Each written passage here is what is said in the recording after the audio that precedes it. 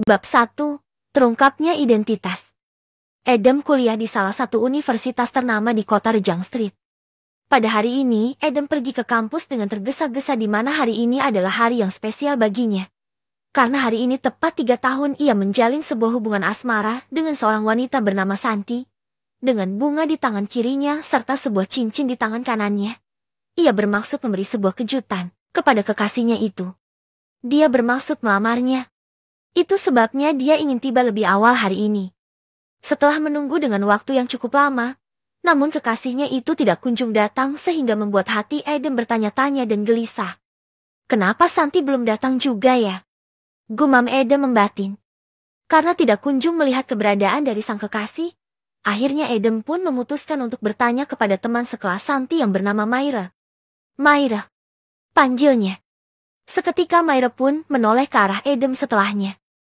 Adam, ada apa? Tanya Myra penasaran. Oh ya Myra, kalau boleh tahu Santi di mana ya?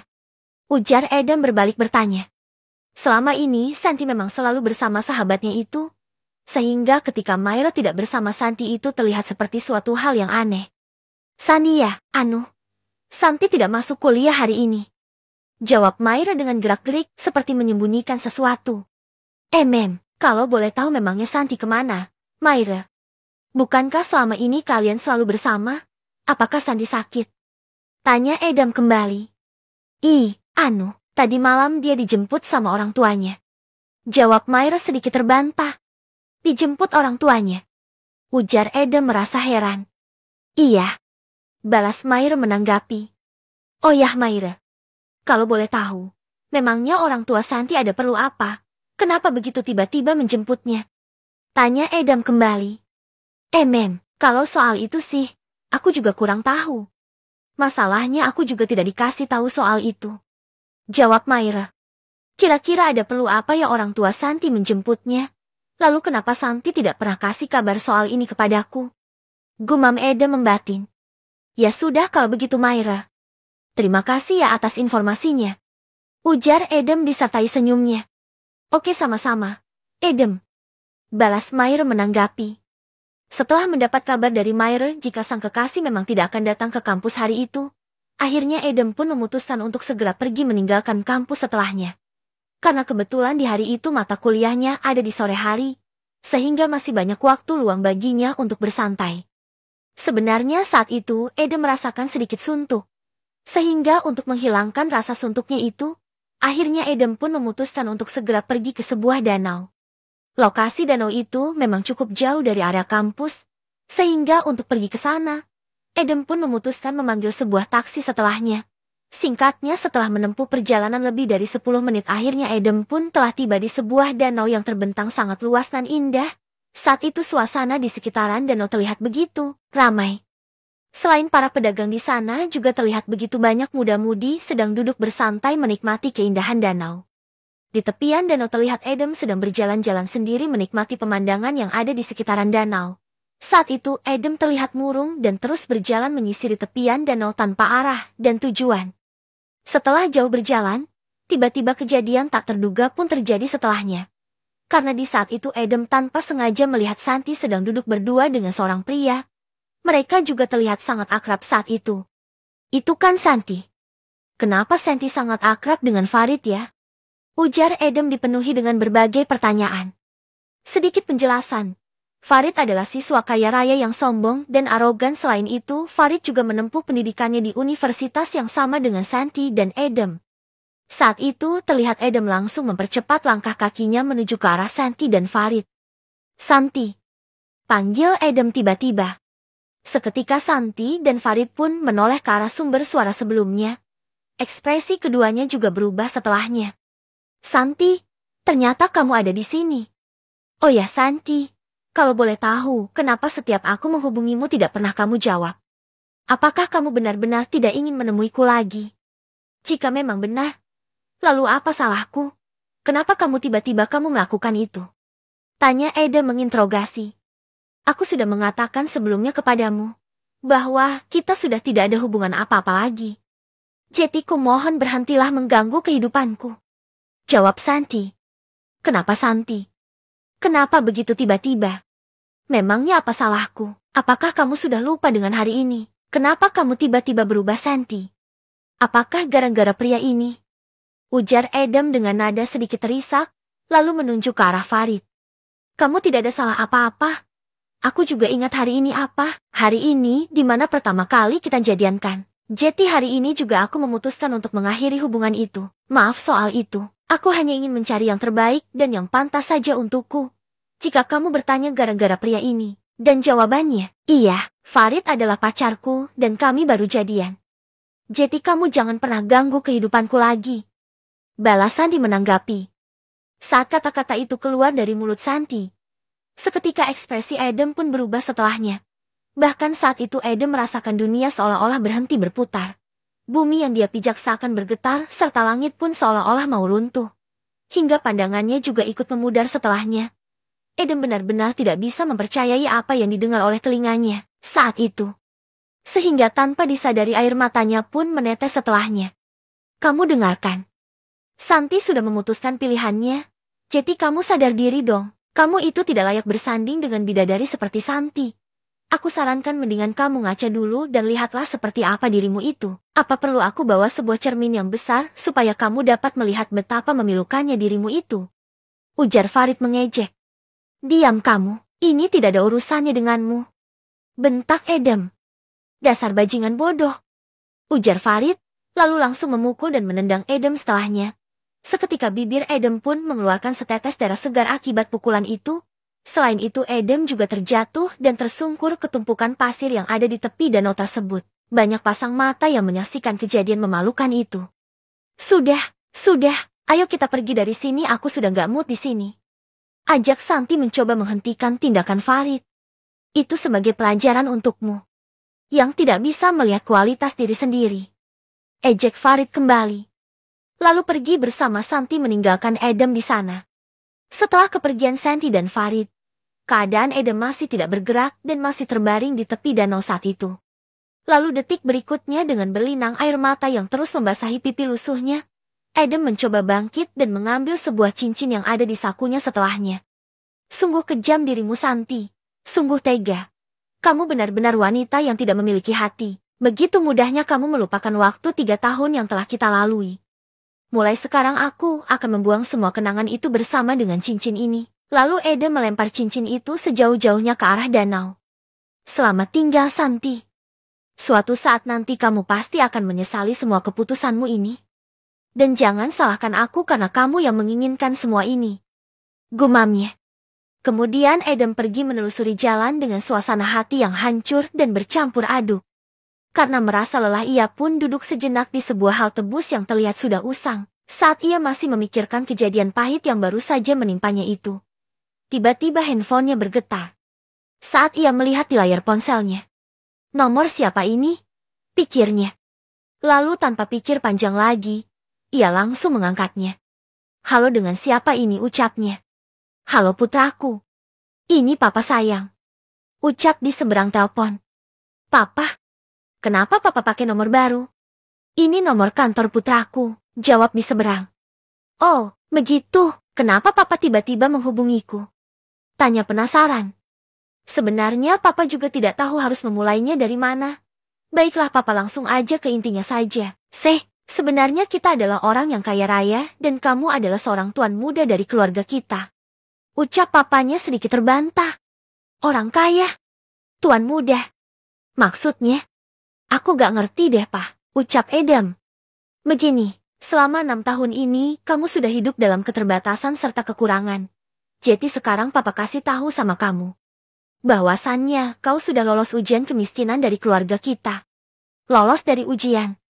Maksudnya apa, Pak? Tanya Adam penasaran. Ya, lolos dari ujian kemiskinan. Jadi begini, selama ini di dalam keluarga besar kita diterapkan ujian itu sebelum dia sudah layak untuk menerima atas semua kekayaan keluarga kita. Itu juga sudah terjadi terhadapmu dalam 6 tahun belakangan ini. Jadi sekarang papa akan kasih hak-hak dan berbagai properti milik keluarga kita untukmu putraku. Dan papa mau minta maaf sama kamu, semua ini papa lakukan agar kamu menjadi jiwa yang kuat. Mental yang kuat. Dan yang paling penting menjadi jiwa yang rendah hati. Karena di dunia ini dipenuhi dengan orang yang angkuh dan sombong. Papa tidak mau anak papa menjadi orang seperti itu. Kamu mengerti kan? Jadi kita orang kaya ya, Pak? Jadi selama ini, Papa sama Mama katanya kerja di luar negeri. Bagaimana? Iya, Papa sama Mama memang kerja di luar negeri, tapi Papa sama Mama mengurus perusahaan kita sendiri yang ada di sini. Papa benar-benar minta maaf ya. Ini semua Papa lakukan demi kebaikanmu, demi masa depanmu, dan demi penerus Papa, agar menjadi orang yang berguna nantinya. Papa minta maaf ya sayang. Iya, tidak apa-apa, Pak. Justru Adam sangat berterima kasih sama Papa karena telah menempa mental Adam menjadi seperti ini, sehingga dengan semua ini aku sudah merasa menjadi lebih baik, Pak. Walaupun masih banyak sekali kekurangannya, ucap Adam. Bagus, Papa sangat senang mendengarnya. Oh ya, Papa sudah kirim semua kebutuhanmu melalui sebuah paket, ucap papanya.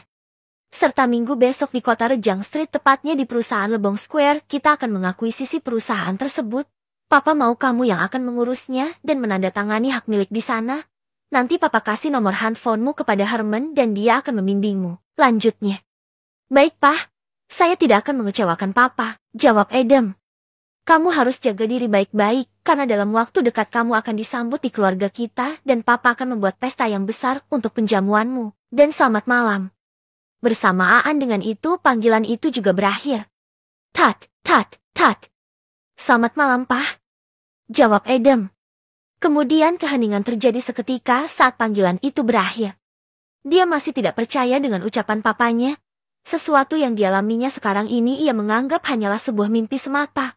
Dalam keraguan hatinya ia pun pulang ke kontrakannya. Setibanya di rumah kontrakannya dia langsung pergi ke tempat tidurnya, lalu ia paksakan memejamkan matanya. Mungkin ini hanya mimpi, setelah bangun besok semuanya akan kembali seperti semula, gumam Adam. Keesokan paginya Adam terbangun oleh sebuah ketukan pintu. Tuk, tuk, tuk. Selamat pagi, apa ada orang di dalam? Panggil seseorang. Kemudian Adam membuka pintu. Iya, Pak, ada apa ya? Jawab Adam. Oh, ini ada paket, Pak, atas nama Adam Smith. Iya, dengan saya sendiri, jawabnya. Nah, ini tolong diterima, Pak, dan tanda tangan di sini, ucap petugas paket. Setelah menerima paket itu, ia membawa ke dalam kamar lalu ia membukanya. Ada sebuah kartu kredit berwarna hitam di sana dan sebuah surat. Putraku, ini ada kartu kredit untukmu dan isi saldo di sana, tidak perlu kamu cek, yang jelas Papa pengen kamu membeli mobil dan rumah sendiri dengan harga mobil harus yang paling mahal yang ada di kota Rejang Street, serta rumah yang paling mewah juga tentunya. Jika kedua permintaan Papa ini tidak kamu penuhi, maka hak-hak kamu akan Papa tarik kembali. Paham? Dan satu hal lagi, tetaplah low profile, jangan langsung membuka identitasmu, biarkan dia mengalir seperti air dengan perlahan-lahan. Tertanda Kartawi Jaja Smith. Itulah serangga kain isi surat dari papanya. Apa? Ternyata yang kemarin itu pas Papa nelpon. Berarti bukan mimpi ya? Apakah ini benar-benar nyata? Adam masih dalam keraguan. Baiklah. Untuk membuktikannya yaitu dengan kartu ini, jika benar kartu ini bisa membeli rumah dan mobil yang paling mahal, maka ini adalah kenyataan, gumam Adam. Tiba-tiba ada yang menepuk pundaknya. Hei, ngelamun aja. Mikirin apa? Ucap Boy menginterogasi. Ya, Boy ini adalah satu-satunya teman yang dimilikinya. Maklumlah dengan kondisi ekonomi yang terbatas dan sangat miskin, jadi tidak ada yang mau berteman dengannya selama ini. Hanya Boy lah yang menjadi satu-satunya teman Adam, dan Boy juga sering membela Adam di saat banyak teman-teman lainnya menghinanya. Bangsat, bikin kaget aja, ucap Adam. Hahaha. Kamu tuh dari tadi, aku panggil-panggil gak ngejawab. Ya terpaksa deh aku kagetin kamu kayak gitu, abis kamu ngelamunnya jauh benjek, ucap Boy. Emang kamu lagi mikirin apa sih? Anu bro. Aku diputusin sama Santi. Ia menceritakan semua kejadian tentang hubungannya dengan Santi kepada Boy tanpa menceritakan kejadian yang ia rasakan saat itu. Kemarin aku ketemu sama Santi di danau, ternyata dia udah pacaran sama si playboy Farid. Aku sih gak apa-apa putus sama Santi, tapi kenapa harus Farid yang dia pilih sih? Kamu kan tahu gimana si Farid, ucap Adam. Iya juga sih. Tapi biarin aja lah. Yang penting kamu sudah gak sedih putus sama Santi, serta buang jauh-jauh kenagan tentang Santi yang matre itu. Kejadian ini ada baiknya juga, sehingga kamu bisa menilai sifat Santi itu gimana. Ya kan bro, ucap Boy. Benar juga apa kamu bilang. Makasih banget bro udah ngehibur aku, jawab Adam. Gak perlu terima kasih Kale, ya wajarlah, aku kan sebagai sahabatmu menghibur sahabatnya yang lagi bersedih. Hahaha, timpal boy. Bisa aja kamu boy. Tapi beneran makasih ya bro, ucap Adam sedikit serius.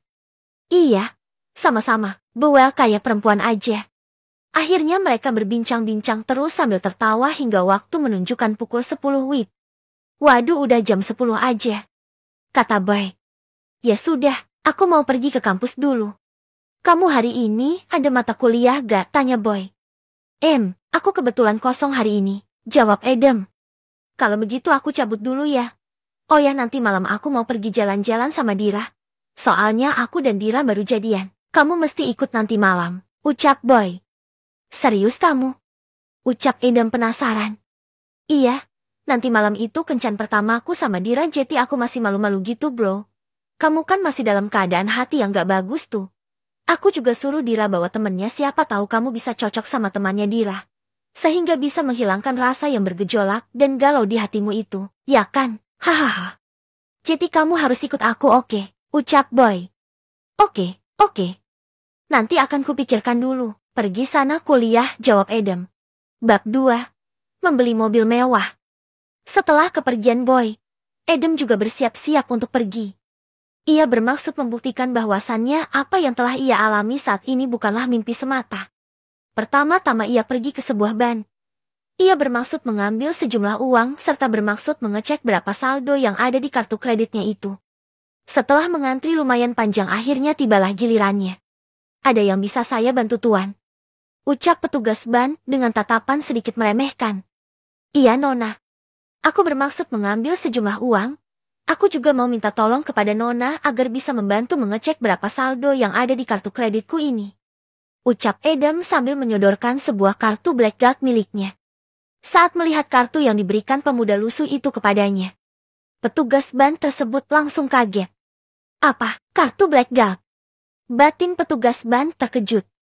Petugas bank tahu betul jika orang yang memiliki kartu Blackguard adalah orang-orang yang memiliki status sosial yang sangat tinggi. Petugas bank itu benar-benar tidak menyangka jika pria yang berpakaian lusuh yang ada di depannya ini memiliki kartu tersebut. Kurasa itu bukan miliknya. Mungkin saja dia menemukan kartu ini di jalan karena pemilik sebelumnya telah menjatuhkannya tanpa ia sadari.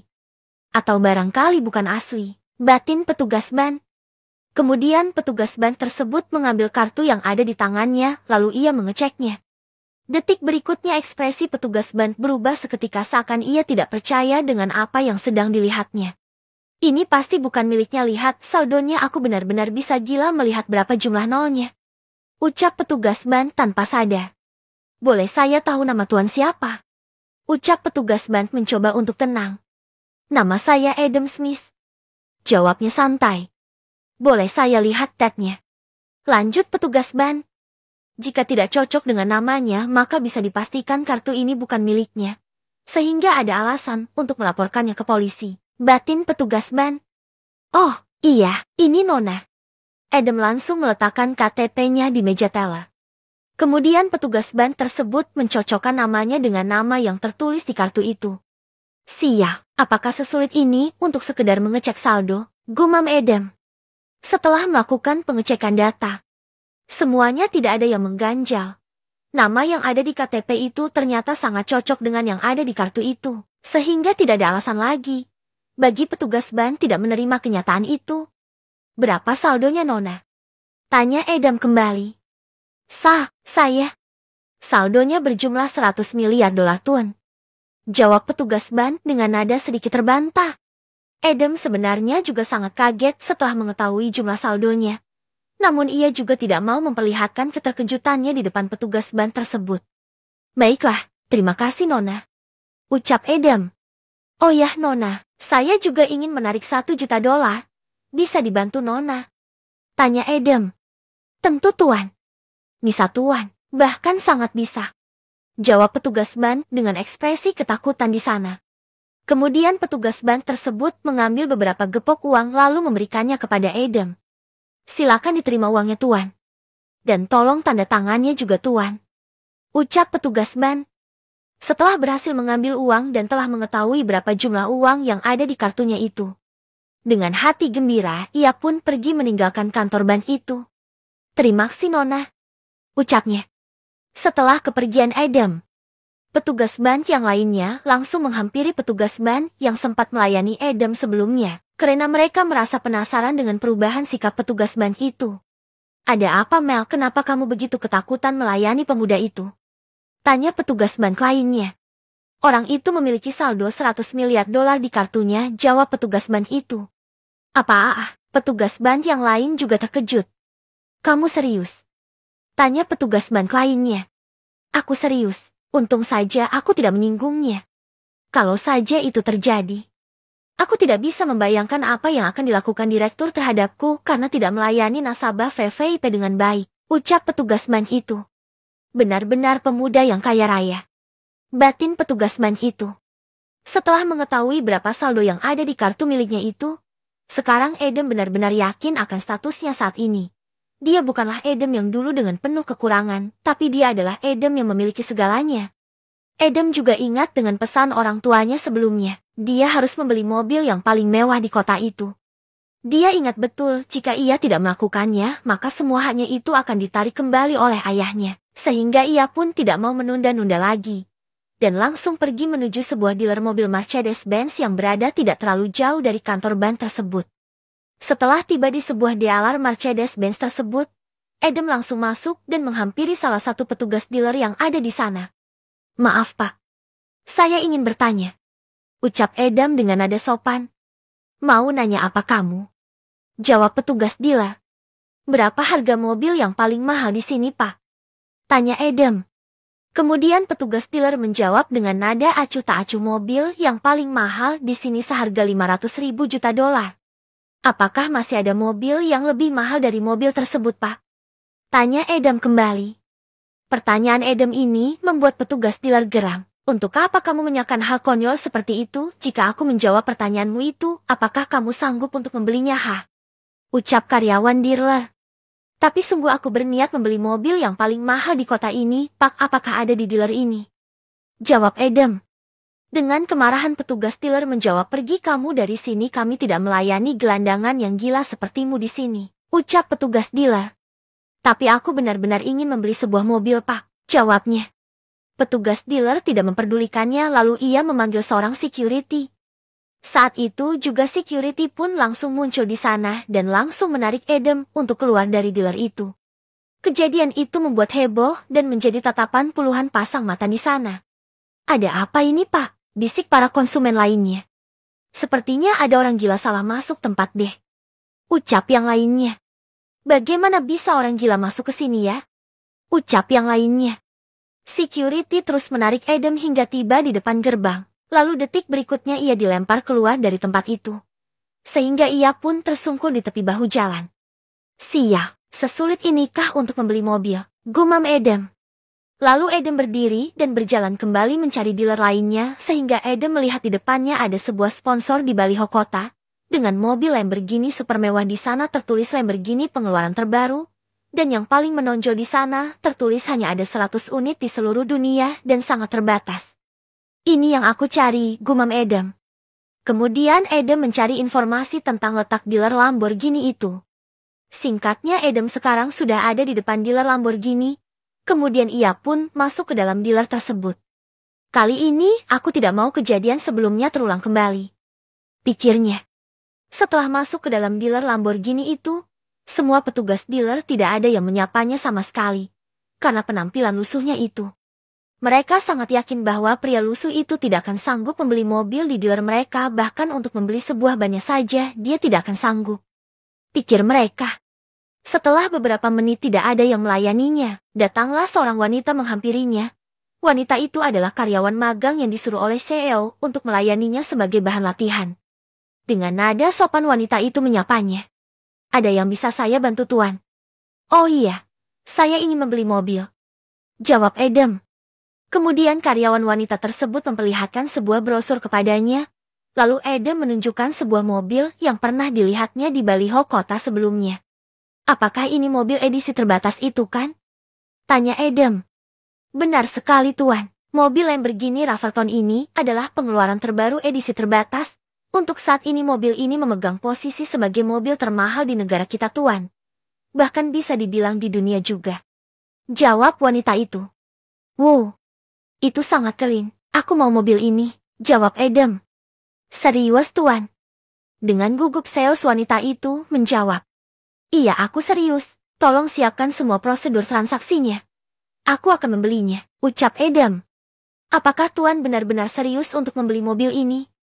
Tuan belum melihat mobilnya dan bahkan aku belum menyebutkan berapa harganya. Tanya wanita itu dengan ragu. Tadi aku sudah melihatnya di baliho kota dan mobilnya sangat bagus. Terus memang berapa harganya, jawab Adam. Harganya $1 miliar Tuan. Wanita itu langsung menjawab pertanyaan Adam. Oke, sekarang kamu urus segalanya untukku, ucapnya. Kemudian wanita itu berlari ke ruangan sang CEO lalu ia menyebutkan keinginan dari Adam sebelumnya yang bermaksud membeli mobil Lamborghini Raverton Limited Edition itu. Sang CEO sangat terkejut mendengar apa yang diucapkan karyawan magang tersebut. Sang CEO langsung berdiri dan berkata, "Kamu serius?" Ucapnya kaget.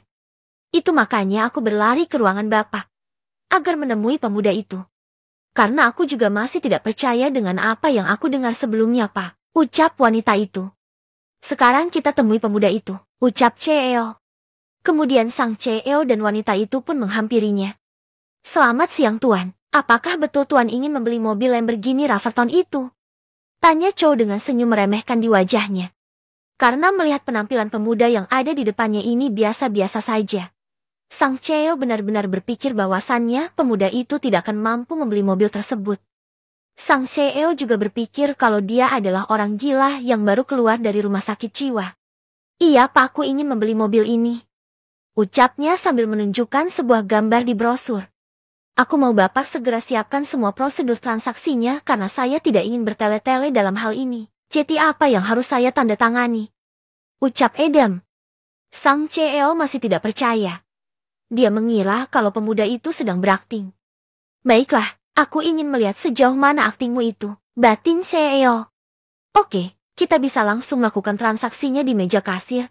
Silakan ikut denganku, ucap CEO. Oh ya, apakah Tuan akan membayar dengan tunai atau dengan kartu kredit? Tanya sang CEO. Oh, aku pakai kartu kredit, Pak. Jawab Adam. Kemudian Adam mengeluarkan kartu berwarna hitam lalu ia meletakkannya di depan sang Chow. Saat melihat kartu berwarna hitam yang terletak di meja itu, sang CEO sangat terkejut. Apa, blackjack? Batin CEO. Siapa pemuda ini sebenarnya, bagaimana mungkin dia bisa memiliki kartu blackjack? Omong kosong apa ini? Mungkin saja palsu. Coba dicek dulu nanti akan ketahuan hasilnya, pikir CEO. Oh ya, bisa sertakan dengan tetnya Tuan. Ucap CEO. Ya tentu. Ini Pak. Jawab Adam.